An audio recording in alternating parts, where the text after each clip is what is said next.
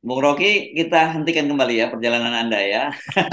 Tadi pagi kita udah cegat Anda sebentar di jalan, sekarang ini sore kita ajak Anda untuk ngobrol lagi sebentar dan kelihatannya Anda memang cukup mobile dalam hari ini. Mari kita ngobrolin soal soal soal politiknya sekarang ini kabar terbaru. Waduh, terus Anda nyetir sendiri lagi ya, jadi harus berhenti gitu ya. Oke. Hmm, ya, oke. Kita obrolin soal Sandiaga Uno ini. Yang menarik ini, jadi perkembangan terbaru. Kalau kemarin kan kita tahunya Sandiaga Uno itu udah ketemu Pak Prabowo dan menyatakan enggak dia tetap loyal pada Pak Prabowo. Tapi ini perkembangan terbaru. Ini dari acaranya P3 di Malino ya di Sulawesi Selatan ini dan ada pernyataan dari Ketua Umum Partai P3 yang sudah secara resmi dia meminang Sandi untuk jadi calon presiden lah kira-kira begitu dan juga katanya dia sudah diizinkan oleh Pak Prabowo. Ini sebenarnya apa yang terjadi ini ya Bung Rocky ya? Kita hanya bisa menduga dan menganalisis. Kalau kita lihat profil Sandi kan dia low profile terus, bahkan dengan soal Anies dia menganggap ya ada kirim sinyal tentang kejujuran, tapi mungkin dianggap ya udah kelebihan mungkin pemberitaan pers. Tapi kita tahu dalam politik itu kirim-kirim sinyal itu nggak pernah jelas kan. Hmm. Dan dari P3 tentu dengan niat yang luar biasa menganggap kita akan capreskan. Ya masalahnya capresnya lewat apa itu. Jadi Hmm. sebetulnya Sandi juga tergiur karena dia udah masuk dan mulai merasa nikmat dalam dalam politik. Lalu dia mungkin berpikir ya 2029 paling nggak saya punya partai namanya P3 tuh. Dan itu artinya transaksi uang. Tetapi dari sekarang sampai 2024 aja dalam setahun ini politik itu betul-betul nggak ada mutunya tuh. Jadi Sandi juga mungkin berpikir begitu. Tetapi bagi P3 ini adalah pertaruhan pinangan terakhir tuh. Kan nggak mungkin P3 bilang, ya Sandi nanti 2029 aja deh kita pinang. Karena P3 butuh uang, gampangnya begitu kan.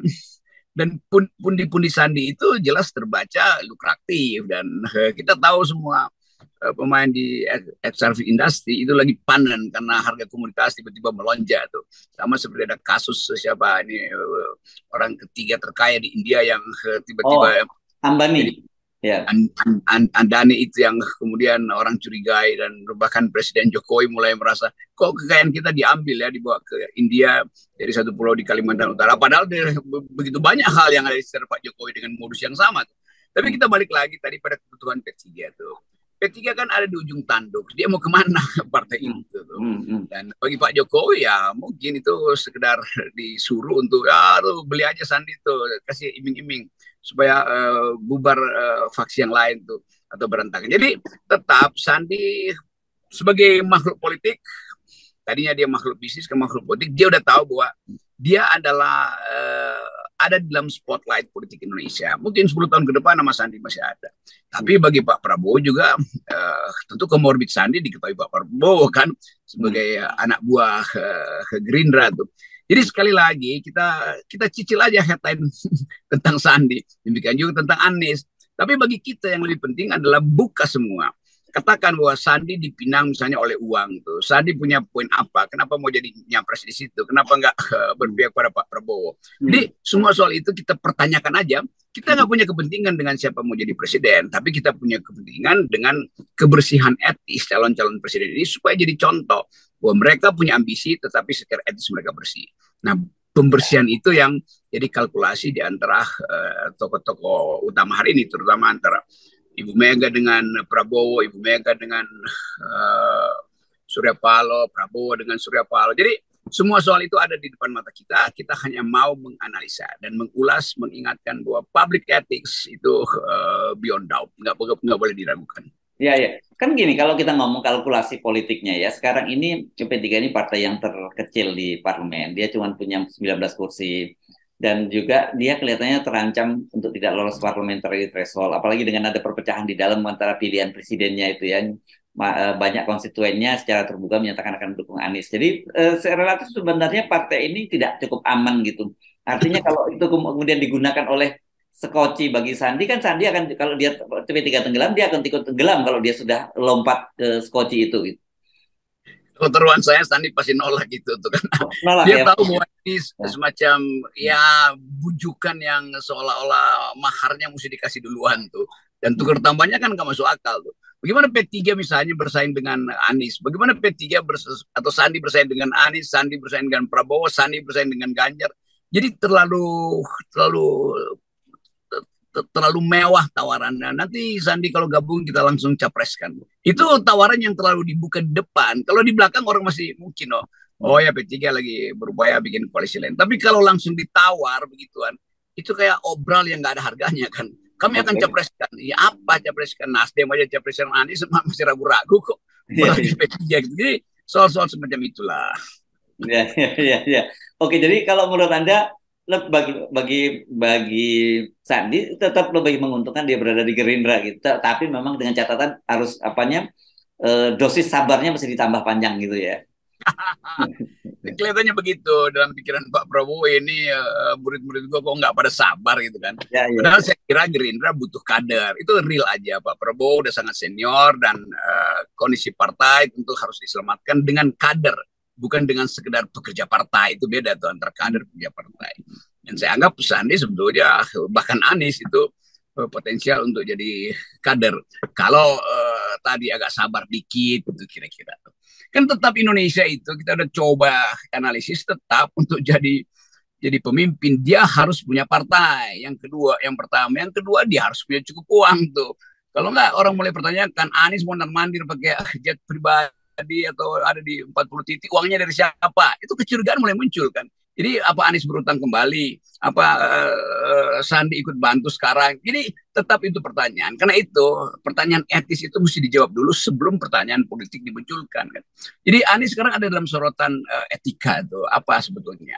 Kalau memang udah diasuh oligarki, oke, apa strateginya untuk berapa lama mau diasuh, apa transaksinya? Itu yang saya maksud, terbuka aja tuh, Hmm. supaya kita nggak beli kucing dalam karung, padahal karungnya bolong kita tahu semua isi kucingnya kan. Ya, ya, Jadi ya, saya ya. berteman dengan Anies, saya berteman dengan Sandi, saya berteman dengan Pak Prabowo, berteman dengan teman-teman Demokrat segala macam. Jadi buat saya paham itu letak problemnya. Tetapi kita di FNN hanya mau menguji lagi-lagi itu kejujuran, etika segala macam. Itu intinya. Ya, ya. Jadi artinya sebenarnya kita lihat apa ya, beyond dari manuver-manuver para politisi itu yang lebih penting ya. Ya jadi kita walaupun ini channel politik tapi kita beyond politics itu. Ya. Jadi above all odds itu. Hmm. Semua hambatan kita mesti ada di atasnya dan supaya jernih kan milenial selalu tanya saya poinnya apa Pak Rocky itu. Kita nggak mungkin terangin cekcok di antara mereka. Kita hanya bisa katakan bahwa nonton FNN artinya nonton pedagogi politik, nonton Ya. pendidikan politik, bicara tentang teori, bicara tentang cara menganalisis tuh.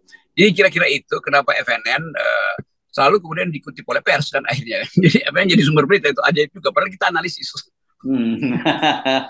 Nggak, saya kira memang itu ya yang mesti kita dedikasikan karena sejak awal kita kan melihat politik itu bukan bukan sekedar apa perebutan kekuasaan kemudian bagaimana bagi-bagi ketika mereka berkuasa kemudian bagi-bagi kekayaan atau bagi-bagi coupling eh, yang macam-macam lah gitu. Buat kita justru sebenarnya bagaimana politik itu kan membawa itu, tujuannya adalah bagaimana mesejahterakan bangsa ini kan harusnya seperti itu kan.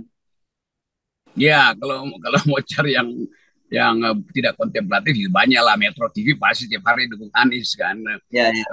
Apa namanya TV One pasti udah punya standing politik dengan istana. Jadi demikianlah dan banyak juga TV-TV corok lain yang tiap hari bikin monolog menghajar saya atau mengajar apa saya nggak peduli itu karena politik itu adalah perdebatan intelektual bukan bukan kenyinyiran pada manusia itu yang mereka nggak paham itu.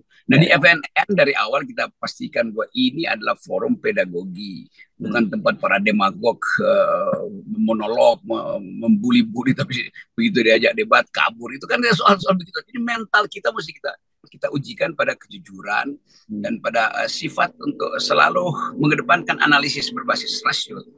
Ya, ya. Jadi kalau kembali kita ke tadi itu isu-isu tadi itu hanya isu-isu di permukaan lah ya isu Sandi dibilang bahwa mau mengkhianati Pak Prabowo pada tahun 2019 melewat Demokrat, kemudian Sandi sekarang mau pindah ke mana ke P3 atau kemudian Anies sekarang dengan Nasdem dan sebagainya. Itu kan sebenarnya hanya yang tampak di permukaan oleh publik dan publik sayangnya kadang-kadang publik juga memahaminya itu secara linier. Padahal kan sebenarnya politik itu tidak linier kan gitu.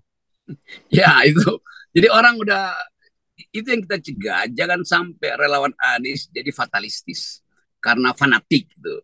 Jangan sampai posisi Sepakat. Sandi juga jadi fatalistis karena fanatik harus punya partai yang akan bawa dia ke 2029. Jadi semua ini yang kita ingatkan, berpolitik yang fatalistis itu bahaya, berpolitik yang fanatik apalagi.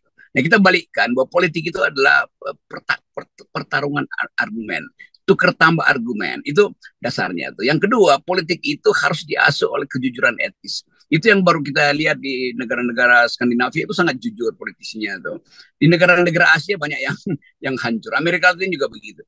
Jadi apa standar kita? Ya kita balik pada apa yang dipercayakan oleh founding person kita, bahwa kita mau menempuh Indonesia melewati pintu gerbang emas kemerdekaan untuk menghasilkan keadilan dan kecerdasan. Dan dua tema itu, keadilan dan kecerdasan, nggak boleh dibatalkan oleh kasakusuk material hari-hari ini. Yes. Oke, baik. Terima kasih Bung Rocky. Silahkan lanjutkan perjalanan kembali. Dan kita ketemu. Oke. Thank you ya Bung Rocky ya. Sorry banget. Yes, tetap lagi 0, 0, 0, 0. Ya, 0%. Hari ini kita mengganggu Anda sampai 2 kali. Oke, mantap. Mantap. Lanjutkan Bung Rocky.